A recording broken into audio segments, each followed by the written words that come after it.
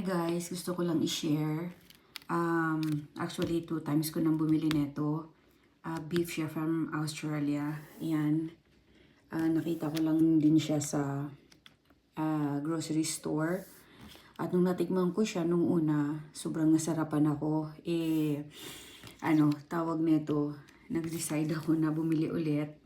Actually, yung asawa ko din, nakatikim ng konti dahil kinain lang namin siya na ganito lang talaga siya. Ito yung T-bone.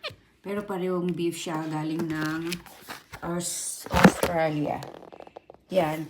500 grams. Ito. Tsaka yan. Worth 400 kroner. Pati ito, 400 kroner. 2,000 pesos ang isa niyan. Yan. Dahil nung natikman ko, grabe, halos hindi ako makatulog sa sarap dyan. Kaya napabili kami ulit. Dahil ang sarap